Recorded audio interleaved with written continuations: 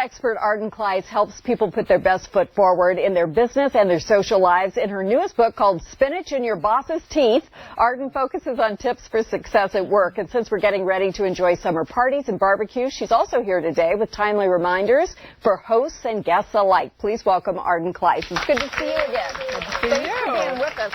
So let's talk first about the book, Spinach in Your Boss's Teeth, and I read it and really enjoyed it, and I think that's an important read for people just starting out and people who are mid-career as well. What was your intention with that book?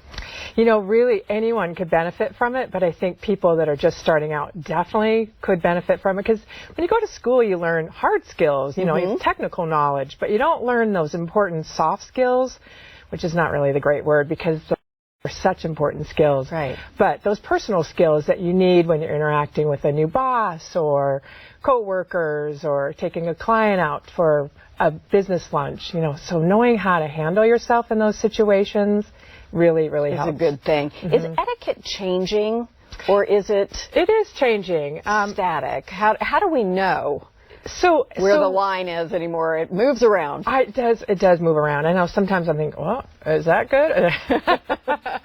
So etiquette has changed because look at how now there's more women in the workforce than there were, 20, 30 years ago.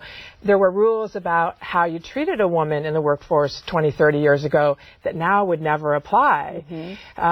Things like, taking your hat off, which doesn't really happen anymore anyways, but how to address a woman in the workplace. So it evolves, and now we really talk about technology etiquette, digital tools. And you have kind of a one business principle that fits all with regard to technology. What is that? Don't use it when you're with others. Put your phone the bottom away? Line. Yes. Turn it off? Put your phone away. How put away do I have to put it away? Well, here's the question, Margaret. If you're tempted by your phone ringing, buzzing, or lighting up, turn it off. But if you can ignore it, then just put it in your pocket or your purse or, out of the way. Right. But I find when it rings and buzzes, I turn to look at it. I'm with you. I think it's really distracting, but I notice that younger people often interact doing things on their phone at the same time. So is this a rule we'd encourage them to use inside a business circumstance? Yes. Absolutely. Okay. For a couple reasons. Because if you're in a meeting and you're looking at your phone, you're not really participating. People see you looking down and they're thinking, oh, I'm not going to ask Joe a question because he's busy. Not paying attention. He's not paying attention. And you also miss out on those really important body language cues, the things that are people saying that you can read between the line because you're focusing on something else.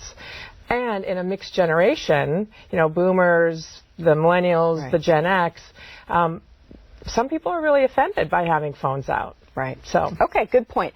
Let's talk about outdoor entertaining because we're coming up on Memorial Day and hopefully it's going to be nice all summer. I mean, it's going to be, yes. Then we'll be outside entertaining. So talk to us a little bit about introducing somebody whose name you have forgotten. This happens to all of us, right? And so you're caught in this situation. You're about to introduce your spouse or your friend, and you can't remember this person's name. What do you do?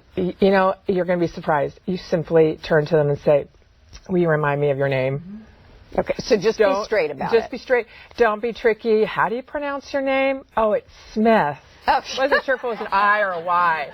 No, so just be honest about it. Just be honest. Forgive me, your name has slipped my mind. Okay, that's good. Yeah. Excellent. Hostess gifts, is that a yes or a no? Hostess gifts are really a good thing to do if you're invited and you're not asked to bring something like a potluck dish or something. Right. If you bring a potluck dish, then that's sort of your gift. But otherwise, yes. So, a bottle of wine, a nice plant, or some jelly or jam that you really like, some chocolates. Anything like that. How do you feel about cut flowers? Should you bring something that somebody has to fuss with once you get there, or should you bring something that's all contained and you can just give? All contained. And the reason is because when you bring cut flowers, I love cut flowers, but it means I have to walk away, find a vase, arrange it, put it in water. So it just takes me away from my guests. So better not to bring cut flowers. And then I was just at a party last night that was a potluck. I did not bring any gift but my dish, fine. So thank goodness that was okay. And I will write a thank you note. But you're walking around with your food, your drink. You're trying to shake hands. You're trying to remember people's names. You've brought a few things here to help us learn how to do this more appropriately. Yes. So if you're at a Memorial Day picnic, you can go with the paper, but we'll start with this one. Okay. All right. So you put it in your left hand, so your right hand is free for shaking people's hands, between your ring finger and your middle finger. Okay. And then you put the glass on the top. Now this is a pretty big cocktail plate. It's more of a luncheon plate. Right. So it's a little challenging if you had a lot of food on it. But yeah, so it's, and then the full grip. Okay. Yep. And then you can take your glass out, you can drink, you can eat. A little easier with the plastic, and I'll let you practice as well, Margaret. All right. Here's Notice a she cup didn't for trust you. me with the glassware, and I don't blame her. Well, it was a little tricky. Okay, so like so. Left hand between the ring finger and the middle finger, and then the glass goes right on the top. I can do that. Yes. I can do so that. So much easier, isn't it? Very good. Yes. And that's the proper way to do that. Yes. Oh, okay. So any last minute tips about entertaining with regard to you're going in some place you don't know everybody, you know some people. What's your suggestion for mixing with others and not either interrupting people or having a conversation or seeming too bombastic, but also mingling and getting to know people?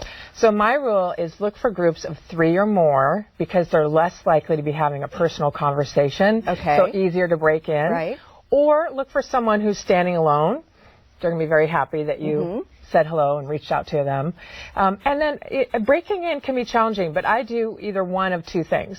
The bold way, where I'll turn to that group and I'll say, "You look like a fun group." Oh, that's And then good. I'll That's introduce a compliment. myself. Yes. Yeah, and they usually smile. Or I'll sort of hover and try to get eye contact, especially if they're talking about something. Or I'll try to listen in to what they're saying and add on to it. Yeah. Arden, thank you very much. So you shouldn't just go up and say, "Why are you here?" That's not good. We'll be right back.